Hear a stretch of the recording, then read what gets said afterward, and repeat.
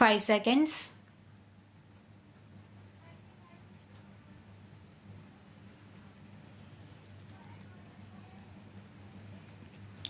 Sir, I have had the opportunity of going through the performance budget which was presented to the House by various ministries.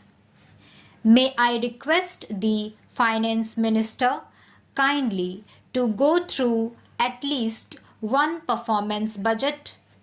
If you want, you can go through the entire thing and see whether in the case of at least one ministry, the performance budget has really fulfilled the targets or not. He must first satisfy himself. I, for one, at least can say that it does not give any correct idea as to what are the physical targets which they have set for themselves and how they are going to be answerable to the Parliament next year when the budget is presented. If we have to compare the performance budget of next year with last year's budget, the members of Parliament should be in a position to find out as to whether they have been able to achieve the targets that they have set for themselves, and if they have not, they should find out which department has failed, where the things have gone wrong. At least we should be able to find out these things. Sir, the third point which we may bring to the notice of Honorable Finance Minister as a matter of abundant precaution is about the infrastructural facilities which are very badly required if we really believe in industrial and agricultural growth. Here, the state electricity boards, the coal ministry, and the railway ministry have a coordination committee. But at the same time, greater attention will have to be paid to see that our production does not suffer because of the infrastructural facilities which are not coming up to the mark. That is the only apprehension left. If we are able to fulfill this expectation, if electricity becomes available to all the industries which are either existing or which are newly set up, agriculturalists should also get power which is very badly required. I am sure the production-oriented budget which the Honorable Finance Minister presented the House will be completely fulfilled and there should be no difficulty about it. One or more point which I have to bring to the notice of this House are about the incentives which in fact are very badly required in the agricultural sector. It is not sufficient to give incentives only for the growth of industry. These are also essential for the agricultural sector, which has been requiring also.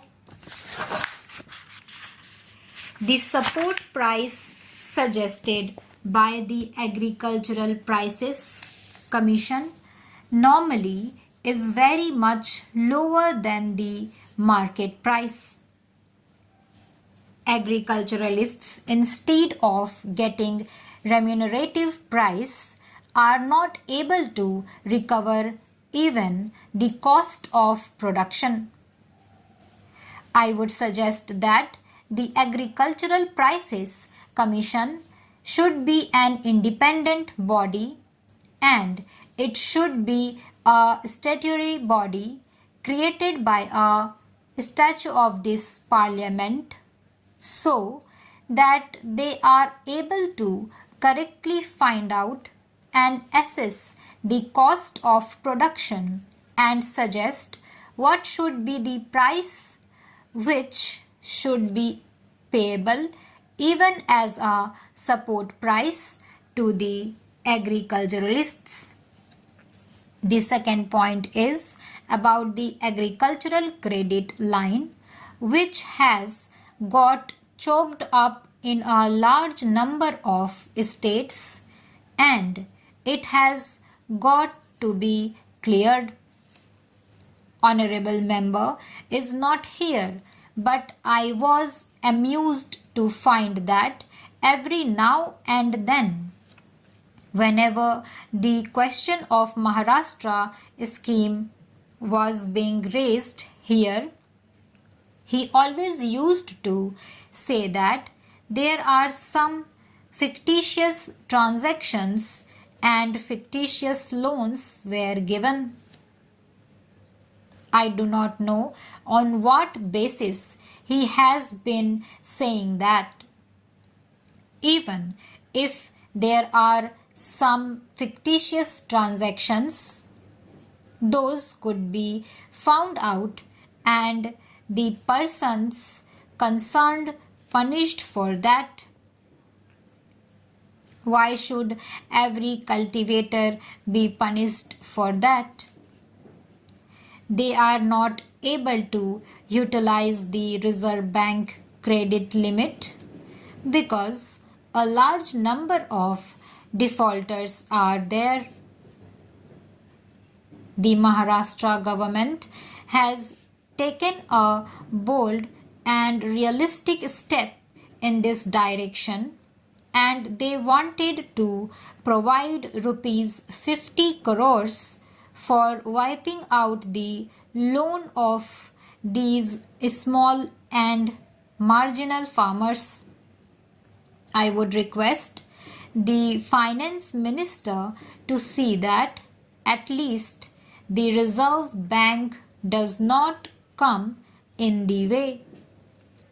The Reserve Bank should not create any difficulty if the credit line gets cleared and they are able to utilize the agricultural credit in full, which in fact they require very badly.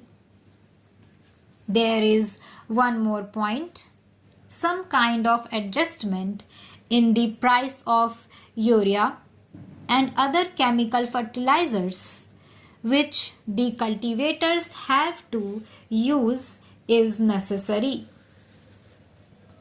The price of all petroleum products has gone up.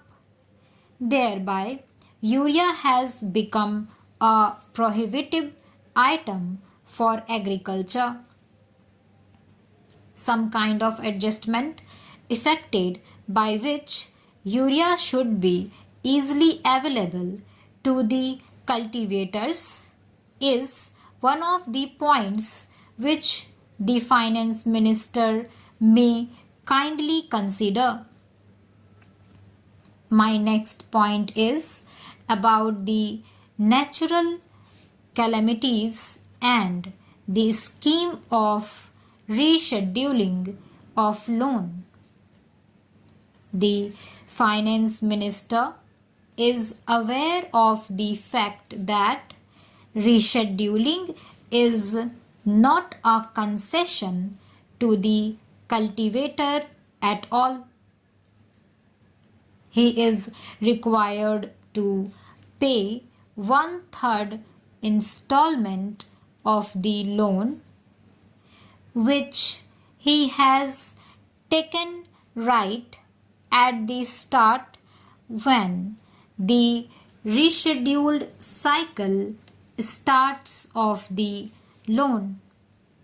Stop.